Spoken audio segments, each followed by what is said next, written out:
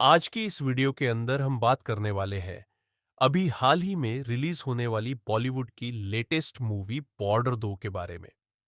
ये border 2 movie एक बड़े स्टार कास्ट वाली मूवी है क्योंकि इस मूवी के अंदर सनी देओल जैसे लेजेंडरी एक्टर के साथ-साथ वरुण धवन, दिलजीत दोसांझ, सुनील शेट्टी के बेटे आहान शेट्टी, सोनम बाजवा, एक्ट्रेस मोना सिंह एंड इसी तरह से कई सारे एक्टर्स हैं।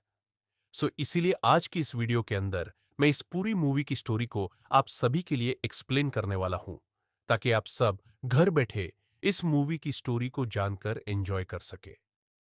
दोस्तों, वीडियो अगर आपको पसंद आती है तो आप वीडियो को लाइक करना और वीडियो के कमेंट बॉक्स के अंदर बॉर्डर 2 जरूर लिख देना ताकि हमें भी ये पता चल सके कि आप सबको वीडियो पसंद आई है। बाकी आप में से जिन्होंने अभी तक हमारे चैनल को सब्सक्राइब नहीं करा, वो जल्दी से चैनल को सब्सक्राइब कर लेना ताकि आप हमारे चैनल की सारी लेटेस्ट वीडियो सबसे पहले देख सके। बाकी आइए अब हम बिना किसी देरी के आज की इस कमाल की वीडियो को स्टार्ट करते हैं। तो दोस्तों, बॉर्डर 2 मूवी की जो स्टोरी है वो पूरी तरह से बेस्ड है साल 1971 में होने वाले इंडिया पाकिस्तान के वॉर के ऊपर। और इसीलिए इस मूवी के अंदर हम न सिर्फ 1971 के वॉर को देखेंगे बल्कि उसके साथ ही हम उन सोल्जर से भी मिलेंगे जिनका वॉर में बहुत ही बड़ा रोल था। आइए फिर स्टार्ट करते हैं इस मूवी की स्टोरी को। तो इस मूवी की स्टोरी की स्टार्टिंग होती है साल 1971 में जम्मू कश्मीर के जम्मू रीजन से, जहां पर हम सबसे पहले जम्मू के अंदर पाकिस्तान के कई सारे सोल्जर्स को देखते हैं जो कि चुपके से छुपते छुपाते इंडिया के अंदर घुस गए थे। लेकिन कुछ टाइम बाद ही यहां पर एंट्री होती है इस मूवी के मेन एक्टर की, यानी कि सनी देओल की। और उन्हें देखकर हम ये जानते हैं कि सनी देओल इंडियन आर्मी के अंदर एक लेफ्टिनेंट कर्नल है। यहां पर सनी देओल अपनी टीम के साथ आते हैं और वो इन सारे पाकिस्तानी सोल्जर्स पर अटैक करते हैं, जिसके रिस्पांस में ये पर सारे सोल्जर्स के बीच गोलीबारी स्टार्ट हो जाती है। लेकिन at the end Sunny Deol अपनी टीम के साथ मिलकर इन सारे पाकिस्तानी सोल्जर्स को खत्म कर देते हैं। लेकिन इन सारे पाकिस्तानी सोल्जर्स को मारने के बाद सनी देओल को एक सोल्जर की जेब से एक मैप मिलता है और उस मैप को देखकर सनी देओल को यह पता लगता है कि असल में वो मैप जम्मू कश्मीर का ही है। और एक्चुअली में उस मैप पर कुछ ऐसे एरियाज टारगेटेड होते हैं जिन एरियाज के थ्रू पाकिस्तान की मिलिट्री इंडिया में एंट्री करने वाली है। और इसीलिए इस बात को जानते ही सनी देओल अपने सीनियर्स से मिलते हैं एंड उन सारे एरियाज पर सोल्जर्स को बढ़ाने की मांग करते हैं ताकि जब पाकिस्तानी सोल्जर्स वहां से अटैक करे तो इंडिया की मिलिट्री उन सबको बड़े आराम से रोक पाए। अब हालांकि इसके बाद ही सीन शिफ्ट होता है और अगले सीन में हम सीधा वरुण धवन से मिलते हैं। वरुण धवन का मूवी के अंदर नाम होता है होशियार सिंह और ये इंडियन आर्मी के अंदर एक मेजर होता है। इस टाइम पर वरुण धवन यानी कि होशियार सिंह जम्मू में पोस्टेड होता है एंड वो करेंटली अपने कुछ साथियों के साथ पेट्रोलिंग कर रहा होता है। लेकिन उसी टाइम पर होशियार सिंह और उसके साथी ये देखते हैं कि उनके सामने कुछ पाकिस्तानी सोल्जर्स घुस आए हैं। यहां पर पाकिस्तानी सोल्जर्स को देखते ही वरुण धवन के जितने भी साथी सोल्जर्स होते हैं वो उन सब पर टारगेट एम कर देते हैं। जो चीज देखते ही पाकिस्तानी सोल्जर्स भी उन सब के सामने टारगेट एम कर देते हैं और बंदूक तान देते हैं। लेकिन इतने में ही जैसे ही वरुण धवन वहां पर आता है वैसे ही वो ये नोटिस करता है कि वहां पर वो सारे पाकिस्तानी सोल्जर्स पानी भरने आए होते हैं। एंड इसीलिए वरुण धवन यानी कि होशियार सिंह उन सारे पाकिस्तानी सोल्जर्स को पानी लेकर वहां से चुपचाप जाने के लिए कहता है और उनसे यह कहता है कि अगर वो चुपचाप चले गए तो वो लोग उन्हें कोई नुकसान नहीं करेंगे, क्योंकि अगर पाकिस्तानी सोल्जर्स उन पर गोलियां चलाते भी है तो उनके बाकी साथी यहां पर बहुत ही जल्दी आ जाएंगे एंड उनमें से कोई भी वापस जिंदा नहीं जा पाएगा। मेजर होशियार सिंह की बातें सुनकर पाकिस्तानी सोल्जर्स उसकी बात मान लेते हैं एंड वो चुपचाप वहां से पानी लेकर भाग जाते हैं। और दोस्तों, इस तरह से हमें मूवी में होशियार सिंह की एंट्री दिखाई जाती है। अब इसके अगले सीन में मूवी में एंट्री होती है दिलजीत दोसांझ की, जिनका इस मूवी के अंदर नाम होता है निर्मलजीत सिंह एंड वो एयरफोर्स के सोल्जर होते हैं। हालांकि दिलजीत दोसांझ का पूरा नाम निर्मलजीत सिंह सेखो होता है, इसलिए इस मूवी के अंदर उन्हें मोस्टली सेखो ही कहा गया है। और इस टाइम पर सेखो की पोस्टिंग श्रीनगर के अंदर होती है। और फिर इसके आगे हम मिलते हैं मूवी के चौथे मेन एक्टर से, जो कि है आहान शेट्टी। हम जानते हैं कि इस मूवी के अंदर आन शेट्टी का नाम महेंद्र सिंह रावत होता है और ये इंडियन नेवी के ऑफिसर होते हैं, जो कि इस टाइम पर अरेबियन सी में पोस्टेड होते हैं।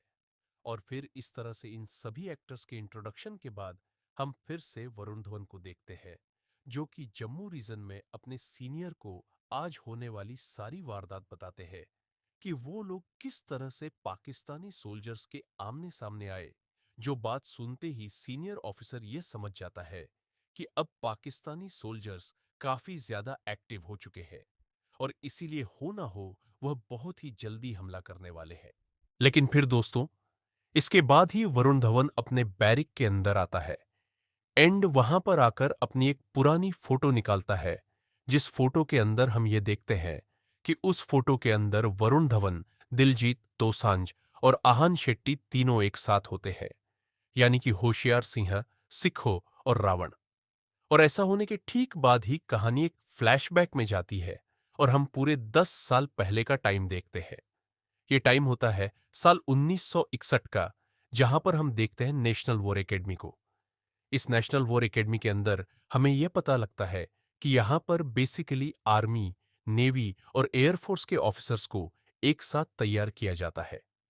एंड इसी वॉर एकेडमी के अंदर होशियार सिंह, सेखो और रावत तीनों एक साथ ट्रेनिंग ले रहे थे, जिनमें से होशियार सिंह आर्मी की ट्रेनिंग पर था, सेखो एयरफोर्स की ट्रेनिंग पर एंड रावत इंडियन नेवी की ट्रेनिंग पर। इसी एकेडमी के अंदर हम इन तीनों से मिलते हैं, जहां पर हमें यह पता लगता है कि होशियार सिंह हमेशा गुस्से में रहता है एंड वो किसी से ज्यादा बात नहीं करता। लेकिन रही बात से रावत की, तो वह काफी अच्छे दोस्त होते हैं। इसके साथ ही होशियार सिंह भागने में काफी ज्यादा तेज होता है। शेख हो उछलूत जैसी चीजों में तेज होता है, जो कि मोस्टली एयरफोर्स में काम आता है। और रही बात रावत की, तो वो स्विमिंग में काफी फास्ट होता है, जो कि एज ऑफ कोर्स नेवी में काफी काम आता है। लेकिन अब यहां पर सेखो और रावत जो होते हैं, वो अक्सर होशियार सिंह को नोटिस करते हैं कि ये ना तो किसी से बात करता है और ना ही किसी के साथ बैठ के खाना खाता है। और इसीलिए यह चीज देखकर जब से रावत होशियार सिंह से बातचीत करने की कोशिश करते हैं एंड उसे अपना दोस्त बनाने की कोशिश करते हैं, तब उस वजह से उन तीनों के बीच काफी पंगे होते हैं, जो चीज देखकर उन्हें उनका सीनियर काफी पनिशमेंट भी देता है। लेकिन वो लोग पनिशमेंट के भी काफी मजे ही लेते हैं। बाकी इन सब के साथ ही हमें यह भी पता लगता है कि यहां पर इन सभी का जो ट्रेनिंग ऑफिसर होता है, वो और कोई नहीं बल्कि सनी देओल होता है, जिसका इस मूवी के अंदर नाम होता है फतेह सिंह। साथ ही साथ हम ये भी जानते हैं कि जो फतेह सिंह है, यानी कि सनी देओल, उसकी फैमिली के अंदर उसका बेटा भी आर्मी ज्वाइन करता है और इसीलिए ज्वाइनिंग होने के साथ ही सनी देओल अपने बेटे की पोस्टिंग करवा देता है। बाकी दूसरी तरफ एकेडमी के अंदर हम ये देखते हैं कि शेखो और रावत दोनों मिलकर होशियार सिंह के बारे में पता कर लेते हैं कि उसकी फैमिली में उसका कोई भी नहीं है, यानी कि ना ही मदर फादर और ना ही भाई बहन। और इसी वजह से होशियार सिंह हमेशा गुस्से में रहता है और किसी से बातचीत करना पसंद नहीं करता है। लेकिन फिर यह बात जानकर शेखो और रावत को काफी ज्यादा बुरा लगता है और फिर इसीलिए जब रक्षाबंधन के दिन शेखो की बहन उसके लिए राखी बेचती है, तब वो एक राखी होशियार सिंह को भी देता है एंड वो उससे कहता है कि वो अब से अकेला नहीं है, क्योंकि अब से शेखो की बहन होशियार सिंह की बहन है और शेखो की पूरी फैमिली होशियार सिंह की फैमिली है। ये बात सुनकर होशियार सिंह काफी ज्यादा इमोशनल हो जाता है और फिर इसीलिए तब से वो तीनों काफी गहरे दोस्त बन जाते हैं और अपनी ट्रेनिंग को एक साथ हंसी खुशी से पूरा करते हैं। लेकिन दोस्तों, यह एकेडमी के दौरान ही हमें यह पता लगता है कि एक्चुअली में वैसे तो होशियार सिंह के कोई भी पेरेंट्स या फिर भाई बहन नहीं है, लेकिन उसकी एक वाइफ है, असल में होशियार सिंह राजस्थान के गांव से बिलोंग करता है और इसीलिए जब होशियार सिंह काफी छोटा था तब उस टाइम पर ही उसकी दादी ने उसका बाल विवाह करवा दिया था और इसीलिए शादी होने के बाद से ही न तो वो अपनी वाइफ से कभी मिलाए एंड न ही वाइफ को कभी देखा। लेकिन अब इतने सालों बाद उसकी जो वाइफ है उसके पेरेंट्स अब ये चाहते हैं कि होशियार सिंह अपनी वाइफ को अपने घर ले जाए एंड ऐसा करने के लिए वह लोग होशियार सिंह से मिलने एकेडमी आते हैं। उनके एकेडमी आने के बाद ही शेखो और रावत को ही पता लगता है कि होशियार सिंह की एक वाइफ भी है। जिसके बाद होशियार सिंह छुट्टी लेकर अपने गांव जाता है एंड अपनी वाइफ को अपने घर लेकर आता है। हालांकि यहां पर जैसे ही होशियार सिंह की फैमिली थोड़ी सेटल होती है एंड उसे उसकी वाइफ मिलती है, उसके ठीक बाद ही हम शेखो और रावत की स्टोरी भी देखते हैं, जहां पर रावत की भी शादी हो जाती है एंड शेखो की भी शादी सोनम बाजवा से हो जाती है। और इसीलिए अब ये तीनों आर्मी, नेवी और एयरफोर्स के अंदर अपनी जॉब लेकर सेटल होते हैं और साथ ही साथ अपनी शादी करके फैमिली भी सेटल करते हैं। लेकिन अब इन तीनों को अपनी अपनी फैमिलीज के साथ काफी टाइम हो जाता है। धीरे धीरे देखते ही देखते वह लोग अपनी नौकरी के साथ अपनी फैमिली को भी टाइम देते हैं और इसी तरह से कई साल बीत जाते हैं और फिर समय आता है सीधा साल 1971 का, जिस टाइम पर वॉर स्टार्ट होने वाली है।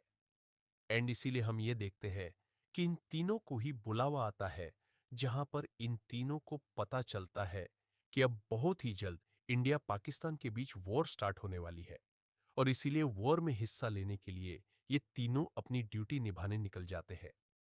एंड फिर दोस्तों, इसके साथ ही यह फ्लैशबैक खत्म होता है और कहानी सीधा प्रेजेंट टाइम में आती है, जहां पर हमने ये देखा था कि होशियार सिंह अपनी आर्मी टीम के साथ जम्मू में पोस्टेड था, शेखो एयरफोर्स टीम के साथ पोस्टेड था श्रीनगर में और आखिरी में रावत पोस्टेड था अपनी नेवी टीम के साथ अरेबियन सी में। एंड दोस्तों, इस फ्लैशबैक के खत्म होने के कुछ टाइम बाद ही हम ये देखते हैं कि पाकिस्तान की तरफ से इंडिया पर अटैक हो जाता है। अब वॉर में अपने देश को बचाने के लिए और अपनी ड्यूटीज को पूरा करने के लिए होशियार सिंह, शेखो और रावत तीनों तीनों अपनी ड्यूटीज पर निकल जाते हैं। इसके साथ ही हम यह भी देखते हैं कि लेफ्टिनेंट कर्नल फतेह सिंह यानी कि सनी देओल भी पोस्टिंग पर आ जाते हैं। हालांकि इसी वॉर के अंदर फतेह सिंह का बेटा भी लड़ता है, जो कि कुछ टाइम बाद आगे चलकर पाकिस्तानियों के हाथों मारा जाता है और इसीलिए इस बात को जानकर सनी देओल को यानी कि फतेह सिंह को बहुत बड़ा झटका तो लगता है, लेकिन वह तब भी अपने देश को बचाने के लिए अपनी ड्यूटी पर आता है। अब इन चारों की पोस्टिंग चार अलग अलग जगहों पर थी, जिन सब में से महेंद्र सिंह रावत की पोस्टिंग थी अरेबियन सी के अंदर, जहां से वह पाकिस्तानी नेवी का सामना करेगा। देन उसके बाद शेखों की पोस्टिंग थी श्रीनगर के अंदर, जहां पर वो एयरफोर्स का सामना करेगा। होशियार सिंह की पोस्टिंग थी जम्मू के पठानकोट के अंदर एंड इन सबके साथ ही फतेह सिंह की पोस्टिंग भी जम्मू के एक दूसरे रीजन के अंदर थी। अब इसके बाद देखते ही देखते जंग शुरू हो जाती है, जहां पर पाकिस्तानी एक ही बार में सब तरफ से अटैक कर देते हैं। पाकिस्तानी नेवी के फ्रिगेट्स इंडियन नेवी के ऊपर अरेबियन सी में अटैक करते हैं। पाकिस्तानी एयरफोर्स वाले श्रीनगर के अंदर इंडियन एयरफोर्स के ऊपर अटैक करते हैं एंड पाकिस्तानी मिलिट्री जम्मू के अंदर अटैक करती है। यहां पर ही सनी देओल यानी कि फतेह सिंह एंड उसकी पूरी टीम को यह पता लगता है कि जम्मू के मनोवर तवी इलाके के अंदर पाकिस्तानियों ने पूरे एरिया को इन्फिल्ट्रेट कर लिया है एंड वो बेसिकली वहां पर कब्जा मारकर बैठे हुए हैं और इंडिया के और अंदर घुसने की प्लानिंग कर रहे हैं। ये बात जानते ही फतेह सिंह एंड उसकी पूरी टीम सीधा वहां पर अटैक करती है और वहां पर बड़ी बहादुरी से सारे पाकिस्तानी सोल्जर्स को खत्म करके घुटनों पर ले आती है। लेकिन फिर इसके बाद देखते देखते हमले बढ़ने लगते हैं और पाकिस्तानी और बड़े बड़े अटैक्स करते हैं। इधर अरेबियन सी के अंदर हम ये देखते हैं कि पाकिस्तान की पावरफुल सबमरीन्स इंडिया के फ्रिगेट्स के ऊपर अटैक कर देती है और इन्हीं में से एक फ्रिगेट के ऊपर महेंद्र सिंह रावत भी होता है, जिसके आंखों के सामने उसका पूरा फ्रिगेट डिस्ट्रॉय होने लगता है। लेकिन वो अकेला ही अपने फ्रिगेट के बचे हुए सारे साथियों को वापस बाहर निकाल लेता है एंड उन सभी को किसी तरह से वहां से दूर कर देता है। एंड फिर इसके बाद ही वो अपने फ्रिगेट से अटैक करके पाकिस्तान के सबमरीन को हिट करता है, जिसके बाद ही पाकिस्तान का वो सबमरीन डिस्ट्रॉय हो के पानी के अंदर डूब जाता है। लेकिन इसके बाद ही रावत की भी मौत हो जाती है। लेकिन वो इस तरह से इंडियन नेवी को पाकिस्तान के सामने जीत हासिल करवा देता है। इसके फिर ठीक बाद हम देखते हैं श्रीनगर में इंडियन एयरफोर्स को, जिनके ऊपर पाकिस्तानी एयरफोर्स के पायलट्स अटैक कर देते हैं। यहां पर ही पाकिस्तानी एयरफोर्स के एयरक्राफ्ट्स इंडियन एयरक्राफ्ट्स के ऊपर बहुत ही बड़े बड़े अटैक्स करते हैं और इसीलिए उन अटैक्स को देखकर इंडियन एयरफोर्स वाले ये कमांड देते हैं कि इंडियन एयरफोर्स के जो पायलट्स है वो अटैक करने की बजाय डिफेंस करेंगे और किसी तरह से यहां से बचकर हटेंगे। लेकिन इन सब में से शेखो जो होता है वो ऑर्डर्स फॉलो नहीं करता एंड वो अपने एयरक्राफ्ट को उड़ाकर हवा में लाता है, जिसके बाद वो अकेला ही पाकिस्तान के सारे एयरक्राफ्ट्स के ऊपर अटैक करना स्टार्ट कर देता है और फिर वो देखते ही देखते पाकिस्तानी एयरफोर्स के एयरक्राफ्ट्स पर अटैक करके उन सबको ढेर करने लगता है। लेकिन फिर एट द एंड पाकिस्तान के एयरफोर्स का एक एयरक्राफ्ट बच जाता है और उसके अंदर बैठा हुआ ऑफिसर शेखों को गोली मार देता है, जिस वजह से शेखों का एक हाथ काम नहीं करता। इसके साथ ही शेखों के एयरक्राफ्ट के अंदर सिर्फ 10 ही राउंड्स की गोलियां बची होती है, जिनसे कि वह अटैक करके एयरक्राफ्ट को गिरा नहीं सकता था।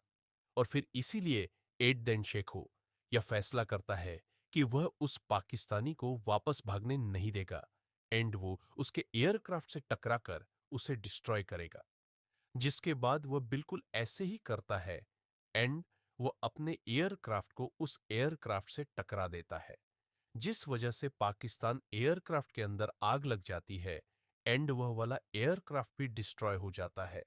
और फिर इस तरह से इंडियन एयरफोर्स भी वहां पर जीत हासिल कर लेती है।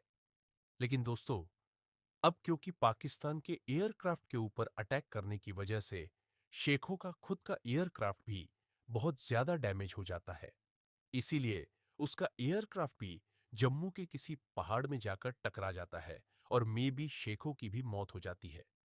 लेकिन फिर इन दोनों के बाद हम अगली जंग को देखते हैं जम्मू में, जहां जम्मू के रीजन में दो बड़ी बैटल्स होती है, जिनमें पहली बैटल होती है बैटल ऑफ बसंतर और दूसरी बैटल होती है बैटल ऑफ मनोवर तवी। इनमें से बैटल ऑफ बसंतर के अंदर हम होशियार सिंह एंड उसकी पूरी सेना को देखते हैं, जो कि इस पूरे बैटल में बहुत ही बहादुरी से पाकिस्तान के सारे सोल्जर्स को डिफीट करते हैं एंड उस पूरे रीजन में उन सबको हरा देते हैं।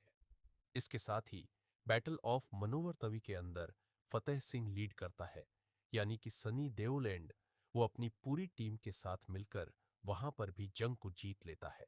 और फिर इस तरह से हम ये देखते हैं कि इंडिया इस पूरे जंग के अंदर पाकिस्तान को डिफीट कर देता है और 1971 के पूरे वॉर को जीत लेता है। एंड फिर उसी जीती हुई जगह पर हम ये देखते हैं कि हमारे सारे इंडियन सोल्जर्स वहां पर इंडिया का फ्लैग लहराते हैं, जिसके साथ ही यह पूरी मूवी खत्म हो जाती है। तो दोस्तों, ये थी वीडियो बॉर्डर टू मूवी की कंप्लीट स्टोरी के ऊपर। वैसे आपको ये वीडियो कैसी लगी ये आप मुझे कमेंट्स में जरूर बताना, और अगर आप सभी का कोई और रिकमेंडेशन हो तो आप वो भी मुझे कमेंट्स के अंदर बता सकते हैं। बाकी आपको वीडियो पसंद आई हो तो वीडियो को लाइक करना, कमेंट्स में बॉर्डर टू जरूर लिख देना एंड आप में से जिन्होंने चैनल सब्सक्राइब नहीं करा वो जल्दी से चैनल को सब्सक्राइब नहीं करा, वो जल्दी से चैनल को भी सब्सक्राइब कर लेना और बगल वाले बेल आइकॉन को ओनेल पर सेट कर लेना, ताकि आप हमारे चैनल की सारी लेटेस्ट वीडियो सबसे पहले देख सके।